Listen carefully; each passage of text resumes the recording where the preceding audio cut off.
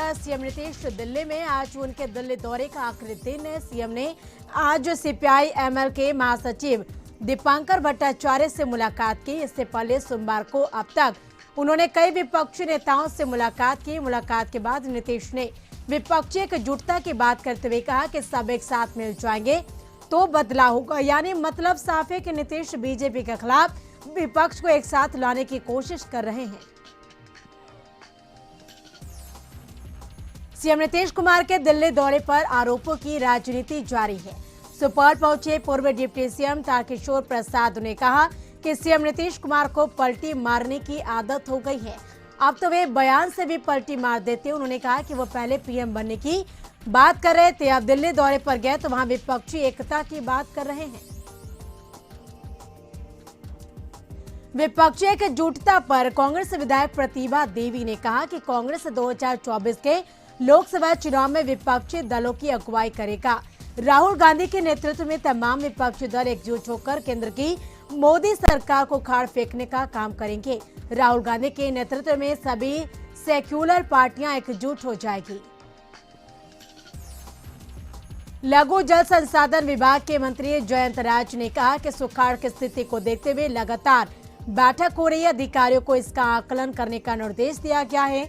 कानून व्यवस्था की बिगड़ती स्थिति पर उन्होंने कहा कि भारतीय जनता पार्टी की सत्ता की छटपटाहट नजर आ रही है और नीतीश कुमार के शासनकाल में न अपराधी का मनोबल बढ़ा है और न बढ़ने दिया जाएगा। सिवान में अवैध शराब के खिलाफ छापेमारी से लौटने के दौरान अपराधियों ने पुलिस पर गोली चला दी। इस दौरान पुलिस के एक जवान की अपराधियों की गोली लगने से मौके पर ही मौत हो गई, जबकि एक ग्रामीण घायल हो गया। घटना सिसवन थाना इलाके के ग्यासपुर की बताई जा रही है। मामले के जांच के लिए एसपी ने टीम का गठन कर दिया है। पुलिस लाइन में शहीद जवान वाल्मीकि यादव की पार्थिव शरीर को श्रद्धांजलि दी गई। पुलिस अपराधियों की तलाश में जुट गई है। सिवान में सराय एपी के मजहरुल हक कॉलोनी में जमीन विवाद को लेकर गोली चली, जिसमें कि युवक घायल हो गया, जिसे सदर अस्पताल में भर्ती कराया गया है। बताया जा रहा है कि जमीन विवाद को लेकर एक पक्ष ने जमीन मापी के लिए कुछ लोगों को साथ में बुलाया था। जमीन मापी का काम चल रहा था। इस बीच दूसरे पक्ष के एक व्यक्ति ने गोली चला दी। पटना के ज्ञान भवन में सभी जिले के सिविल सर्जन और स्वास्थ्य के अधिकारियों की बैठक हुई और इस मीटिंग में स्वास्थ्य विभाग के सभी अधिकारियों, सभी जिले के जिला चिकित्सा पदाधिकारी के साथ साथ कई अधिकारी मौजूद रहे। ये स्वास्थ्य सुविधाओं को कैसे बेहतर बनाया जाए, इसको लेकर मंथन हुई। सिविल सर्जन से अस्पतालों का फीडबैक लिया गया। जेडीयू नेता गुलाम रसूल बलियावी ने केंद्रीय गृह मंत्री अमित शाह के सीमांचल दौरे पर कहा कि उन्होंने बिहार से जो वादा किया था उसे कभी पूरा नहीं किया। जनता जब वादों को लेकर सवाल करती है तो कहते हैं जुमला था। जनता को इनके आने या ना आने से फर्क नहीं पड़ता। कार्तिकेय कुमार मामले पर हम प्रवक्ता दानिश रिजवान ने बीजेपी पर हमला बोला है। उन्होंने कहा कि सरकार को घेरने के लिए बीजेपी नेता अपराधियों का सहारा ले रहे हैं। उन्होंने कहा कि राजू सिंह कई आपराधिक मामले के आरोपी हैं। पटना जेडीयू कार्यालय में जनता की समस्याएं सुनने के बाद मीडिया से रूबरू हुए मंत्री श्रवण कुमार ने बीजेपी नेताओं पर आरोपों पर कहा कि बिहार से ज्यादा अपराधों का ग्राफ जो वो यूपी समेत कई राज्यों में है। अमित शाह के सीमांचल दौरे पर उन्होंने कहा कि कहीं पे निगाहें, कहीं पे निशाना। सांप्रदायिक शक्तियों को किसी भी हालत में सर उठाने नहीं दिया जाएगा। कांग्रेस के भारत छोड़ो आंदोलन का पूरी तरह से समर्थन करते उन्होंने कहा कि समय आ गया है कि इस तरह के आंदोलन हो और भारतीय जनता पार्टी की नाकामी को उठाया जा सके। सीएम नीतीश के दिल्ली दौरे पर उन्होंने कहा कि भारत मुक्त भाजपा बनाने की कोशिश शुरू कर दी गई है। अररिया और किशनगंज दुनिया में सबसे ज्यादा बच्चे पैदा करता है, यह बयान बीजेपी प्रदेश अध्यक्ष संजय जायसवाल ने अररिया में दिया। उन्होंने कहा कि इस इलाके की तुलना दुनिया के वर्ल्ड मैप पर इथियोपिया से की जाती है। प्रदेश अध्यक्ष ने कहा कि जनसंख्या नियंत्रण कानून लागू न होना इसकी बड़ी वजह है। संजय जायसवाल ने यह बयान देकर सियासी गर्मी बढ़ा दी है।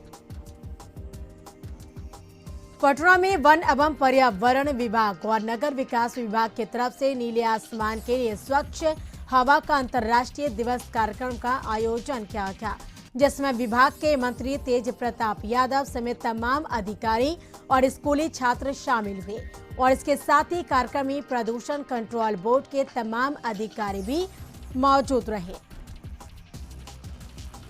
रोहतास के डीएम धर्मेंद्र कुमार जब अपने पूरे दल बल के साथ रोहतासगढ़ पंचायत पहुंचे तो उन्होंने वहां के स्कूली बच्चों से बातचीत की। बच्चों ने बताया कि मध्य विद्यालय में 381 बच्चे हैं और मात्र 2 शिक्षक हैं, जिस पर डीएम ने तत्काल जिला शिक्षा पदाधिकारी संजय कुमार को निर्देश दिया जल्द से जल्द इस विद्यालय में शिक्षकों की पदस्थापना की जाए। सुपौल सदर बाजार के आरएसएम स्कूल के समीप रेलवे ढाला पर एक महिला अपने 3 साल के बेटे के साथ ट्रेन के आगे कूद गई। इस दौरान महिला की मौत हो गई, जबकि 3 साल का बच्चा गंभीर रूप से घायल हो गया, जिसे स्थानीय लोगों ने सुपौल सदर अस्पताल में भर्ती करार। बताया जा रहा है कि सहरसा से पैसेंजर ट्रेन सरायगढ़ जा रही थी। हाजीपुर में डायल 112 की कार्यशैली पर फिर सवाल उठा है। एक महिला का आरोप है कि 2 बार कॉल करने पर दोनों बार फोन काट दिया गया। महिला ने कहा कि मनार अनुमंडल के पास एक पेड़ के नीचे देर रात कुछ युवक शराब पीकर शोरगुल कर रहे थे। इसकी जानकारी देने के लिए डायल 112 पर कॉल किया गया, लेकिन फोन काट दिया गया। कोलकाता में नकदी के साथ पकड़े गए कांग्रेस के 3 विधायक इरफान अंसारी, राजेश कच्छप और नमन बिक्सल कोंगाड़ी की विधानसभा से अयोग्यता संबंधी मामले में स्पीकर न्यायाधिकरण में सुनवाई स्थगित हो गई है। इरफान अंसारी के वकील ने इस मामले में स्पीकर से 8 हफ्ते का समय मांगा है। मांग के बाद स्पीकर ने कहा कि इस मामले में बाद में फैसला लिया जाएगा। हेमंत सोरेन को लेकर चुनाव आयोग का फैसला आ चुका है और यह फैसला लिफाफे में बंद होकर राजभवन में पड़ा है। लोगों को भरोसा था कि राजभवन जल्द ही इस मामले में कोई फैसला लेगा, लेकिन कई दिन बीत जाने के बाद भी आज तक राजभवन इस मामले में चुप है। बता दें कि इन दिनों राज्यपाल स्वास्थ्य संबंधी समस्याओं को लेकर दिल्ली गए हुए हैं। गढ़वा जिले के भावनाथपुर में एसबी उप डाकघर में 2,10,41,00,000 रुपए गबन के मामले में गढ़वा के 2 स्थानों पर एक साथ छापेमारी की गई। छापेमारी के दौरान दोनों के घरों में कई दस्तावेज को अधिकारियों ने खंगाला।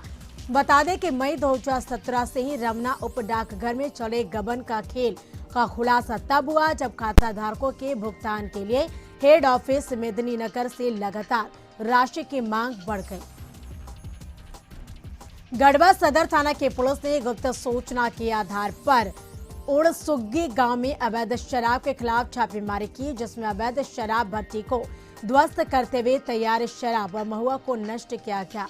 गौरतलब है कि पुलिस को लगातार यह सूचना मिल रही थी कि ग्रामीण क्षेत्रों में अवैध शराब का कारोबार फल फूल रहा है। इसी सूचना के आधार पर यह कार्रवाई की गई है। झरिया थाना इलाके के भागा मोड़ के पास स्क्रैप लदे एक ट्रक रोककर रंगदारी मांगे जाने का मामला सामने आया है। इस मामले में हनुमानगढ़ी के रहने वाले कुमार पशुपति सिंह ने बताया कि 50 नाला सेल से लोहे का स्क्रैप लदा एक ट्रक बनियाहिर आरत से बीच आने के दौरान भागा मोड़ के पास करीब 40 से 50 की तादाद में खड़े युवकों ने ट्रक रोककर 1 लाख रुपए की रंगदारी की मांग की और नहीं देने पर जान से मारने की धमकी दी। सिंह ने लिखित आवेदन देकर 1 दर्जन लोगों के खिलाफ रंगदारी मांगने का आरोप लगाया। फिलहाल पुलिस मामले की जांच में जुटी है।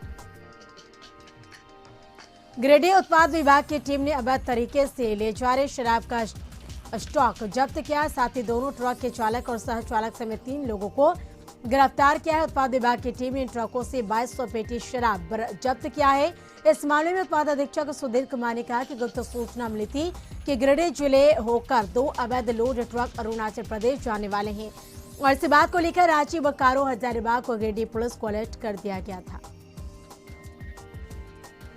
जमशेदपुर में डिमना की रहने वाली एक महिला ने युवक पर शादी का झांसा देकर यौन शोषण करने का आरोप लगाए है। प्रेमी ने शादी से इनकार कर दिया है। महिला उसके घर पहुंच गई और धरने पर बैठ के प्रेमी के पिता ने मीडिया के सवालों पर कहा कि बेटे से उनका कोई मतलब नहीं है, वह इस घर में नहीं रहता है। महिला ने कहा कई बार यौन शोषण किया, जब शादी की करने के बाद कहा गया तो बार बार वह आश्वासन देता रहा।